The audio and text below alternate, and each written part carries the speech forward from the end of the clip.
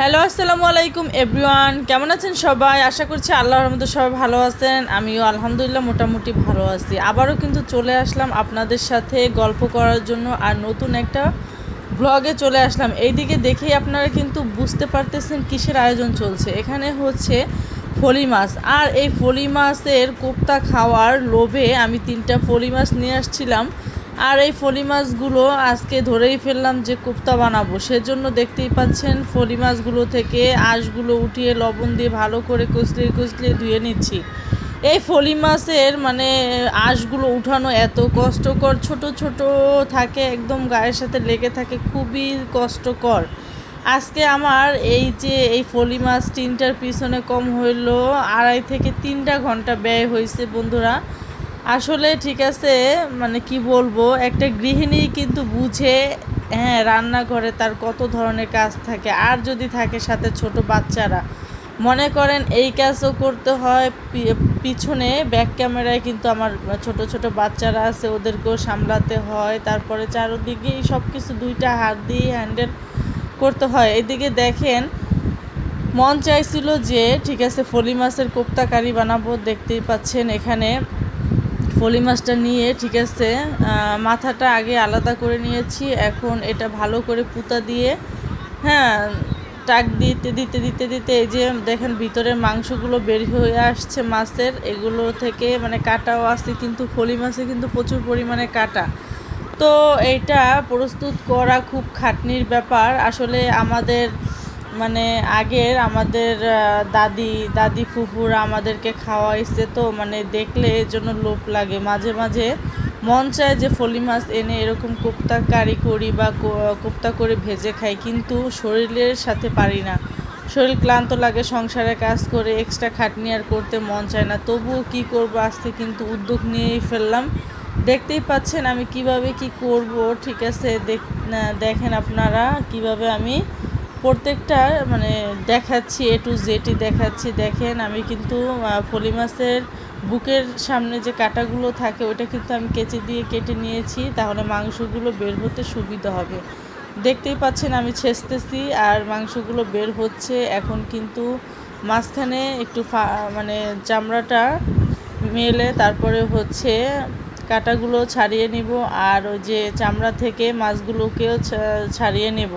এটা আমি একটা ছুরির সাহায্যে করব। ঠিক আছে, দেখতেই থাকুন। আমি কিন্তু ফুল প্রসেসিংটা আপনাদেরকে দেখানোর ট্রাই করেছি।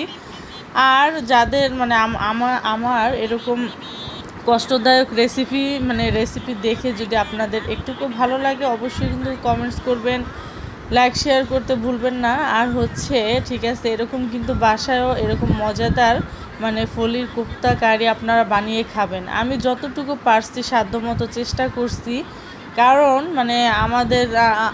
আমার শুধু গ্রাম অঞ্চলের যে কিছু ঐতিহ্যবাহী খাবার আছে ওইটা খেতে মন চায়। আমাদের বরিশালের মানুষ কিন্তু এই কোপ্তা কারিটা খুবই পছন্দ করে। ঠিক আছে, জানি না কোন ডিস্ট্রিক্টে কে পছন্দ করেন বা না করেন। ঠিক আছে, আমাদের বরিশালে খুব জনপ্রিয় খাবার এই ফলি মাছের কোপ্তা কারি। ফলি মাছ হইলেই কিন্তু আমাদের বরিশালে কোপ্তা বানায়। তাই আমিও আজকে ট্রাই করছি, হয়েছে। শহরে বড় হয়েছি, ঠিক আছে, তারপরও গ্রাম্য ঐতিহ্য কিন্তু ধরে রাখা উচিত আমাদের।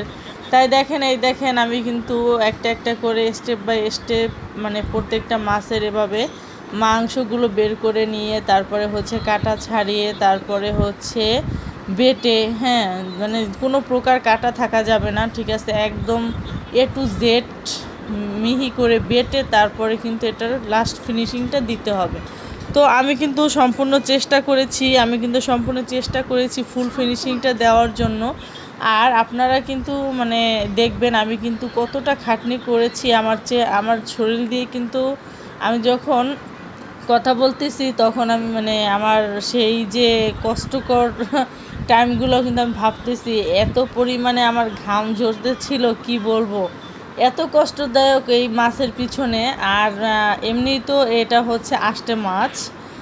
হ্যাঁ, এই মাছটার প্রসেসিংয়ের পরে আমার পুরো কিচেনটাই কিন্তু ওয়াশ করা লাগছে। তারপরে হচ্ছে সব কিছু মনে হয় যে আস্তে আস্তে গন্ধ। ঠিক আছে, যেহেতু আষ্টে মাছ, তাই আর কি, এই জন্য কি বলবো, এটার পিছনে খুবই খুবই খুবই খাটনি। যাদের হেল্পিং হ্যান্ড নাই তারা নিজেরা কখনো এরকম আমার মতো পাগল হয়ে উদ্যোগ নিতে যাবেন না যে ঠিক আছে আমি একটু আজকে এই রেসিপিটা বানাই। আসলে সব কাজের পিছনেই কিন্তু কষ্ট আছে, খাটনি আছে, বাট এই যে এক্সট্রা খাটনিগুলো আমি করলাম আজকে কী লাভ হইলো, ঠিক আছে। তারপরেও মানে একটা রেসিপি আপনাদেরকে দেখালাম যে হ্যাঁ আমি এরকম করলাম এই আর কি, আর অনেক টেস্টি হয়েছে। এই দেখেন আমি কিন্তু মানে কি বলবো, এই যে মাংসগুলো বের করে নিছি মাছ থেকে, ওইটার সাথে যে মশলাটা অ্যাড করব, কাঁচা জিরা, পেঁয়াজ, রসুন বাটা, আদা বাটা, এগুলি সব অ্যাড করে এই যে দেখতেই পাচ্ছেন এখন কিন্তু আমি মাছ বাটা প্লাস হচ্ছে মশলার সাথে লবণ, মরিচের গুঁড়া, হলুদের গুঁড়া মিক্স করে ভালো করে মাখাঝোকা করে নিচ্ছি। এটা যত ভালো করে মিক্স করা হবে ততই কিন্তু টেস্ট বাড়বে। ওইদিকে হচ্ছে মাছের যে চামড়াটা ওইটা কিন্তু আমি রেখে দিয়েছিলাম, এখন মাঝখানে মাছের চামড়ার ভিতরে পুরটা ঢুকিয়ে দিয়ে এরকম করে আটকিয়ে দিতে হবে। তারপরে কিন্তু এক এক করে ভালো করে লালচে করে ভেজে নিতে হবে, ঠিক আছে। এরকম করে কিন্তু আমি প্রত্যেকটা মাছ এরকম ফোল্ড করে নিব, আর ঠিক আছে এটা ভাজার জন্য রেডি করে নিব। অলরেডি 2টা কমপ্লিট, তারপরে হচ্ছে 3 নাম্বারটা। হ্যাঁ, আসলে মাছগুলো থেকে কিন্তু ভালোই মাছের মাংস বের হয়েছিল, তাই কিন্তু কিছুটা মানে এই যে দেখেন এখানে মাছের কোপ্তাগুলো ভাজার জন্য কিন্তু আমি কড়াইতে তেল গরম করে চড়িয়ে দিলাম, ঠিক আছে। এরপরে কিন্তু দিয়ে দিলাম। এখন এটাকে এক পাশ যখন মানে একটু ভালো করে ভাজা হবে তখন কিন্তু একটু উল্টিয়ে দিব, মানে এপিট ওপিট উল্টিয়ে কিন্তু একদম লালচে করে ভেজে নিতে হবে। এই কোপ্তা কারিটা কিন্তু ভাতের সাথে মানে ভাজা অবস্থায় গরম গরম খেতে কিন্তু দুর্দান্ত স্বাদ হয়। আপনারা কিন্তু বাসায় এভাবে ট্রাই করতে পারেন। দেখেন কি সুন্দর করে লালচে করে ভেজে নিচ্ছি প্রত্যেকটাই কিন্তু। এই দেখেন দ্বিতীয়টা যখন আমি দিলাম তখন কিন্তু ওর শরীর থেকে মানে চামড়াটা আলাদা হয়ে যাচ্ছিল, মানে আমার ফোল্ডিংটা ভালো হয় নাই, ঠিক আছে, এই কারণে হয়তো, বাট তারপরও লেগেই ছিল। তো ব্যাপার না, ঠিক আছে, মানে সব কাজেই মানে কম বেশি ভুল ভ্রান্তি হবেই, ঠিক আছে। সবাই তো সব দিক দিয়ে পারফেক্ট হয় না, তারপরেও তো চেষ্টা করলে আল্লাহ কখনো নিরাশ করে না। হ্যাঁ, মানুষ যদি চেষ্টা করে তাহলে আল্লাহ তাআলা তাকে সাকসেসফুল করে। তো আমি চেষ্টা করেছিলাম, মাশাআল্লাহ, তারপরে ভালোই হয়েছে, খারাপ হয় নাই। দেখেন একদম লালচে ব্রাউন করে ভেজে নিয়েছি, লোভনীয়, মানে কি বলবো, এত মজা হয়েছে। আমি যখন মানে ভয়েস দিচ্ছি তখন আমার জিহ্বায় পানি চলে আসছে, ঠিক আছে, এত মজা হয়েছে। এখন 3য় নাম্বারটা ভেজে নিচ্ছি। এটাও একদম উল্টিয়ে পাল্টিয়ে ভাজতে হবে। তো যে পাশে আমি ভাজ করেছি ওই পাশটা নিচে দিলাম, কারণ তা না হলে খুলে যাওয়ার সম্ভাবনাটা থেকে যায়। তারপরেও একটু খুলে গেছে, নো প্রবলেম। যাই হোক, এটাকেও কিন্তু উল্টা পাল্টা করে একদম সুন্দর করে মজার করে ভেজে নিতে হবে, লালচে করে। হ্যাঁ, উপরে নিচে তেল দিয়ে তারপরে কিন্তু ভেজে নিতে হবে। এখন দেখেন আমার 3টাই ভাজা হয়ে গেছে। এখন কিছু মানে ছিল, তাই গোল গোল বল আকারে শেপ দিয়ে কোপ্তাগুলো আমি সুন্দর করে লালচে করে ভেজে নিব। হ্যাঁ, এই এক্সট্রা পুরগুলো ছিল, এটা দিয়ে বল শেপ দিয়ে তারপরে হচ্ছে আমি পুর করে নিয়েছি। এই দিকে দেখেন এখন কিন্তু আমি কোপ্তাগুলো ঠান্ডা হয়ে গেছে, এখন আমি প্রত্যেকটাকে ছোট ছোট পিসেস করে নিচ্ছি।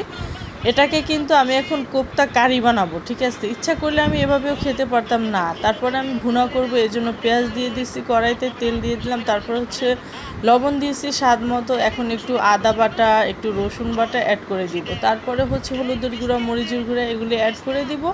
অ্যাড করে দেওয়ার পরে হচ্ছে একটু মানে ঝোল দিয়ে দিলাম কষানোর জন্য। এটাকে ভালো করে কষিয়ে তারপরে হচ্ছে মাছের মাথাগুলো আমি ভেজে নিয়েছিলাম, তাই মাছের মাথাগুলো অ্যাড করে দিলাম। এখন এই কোপ্তাগুলো অ্যাড করে দিলাম। এইটা কারি আকারে করে খেলে কিন্তু এর স্বাদটা একটু আরও মজা হয়, ঠিক আছে। শুকনা ভালো লাগে না, তাই চিন্তা করলাম একটু কারি করে খাই। উপর দিয়ে ভাজা জিরার গুঁড়াটা ছড়িয়ে দিতে হবে, তাহলে কিন্তু এর দুর্দান্ত স্বাদ চলে আসবে। আর এত মজা হয়েছে, আপনারা না খেয়ে থাকলে মানে ট্রাই করে দেখবেন সেম আমার এই রেসিপি ফলো করে, অবশ্যই কিন্তু আপনাদের কাছে অনেক ভালো লাগবে। ধন্যবাদ, আসসালামু আলাইকুম।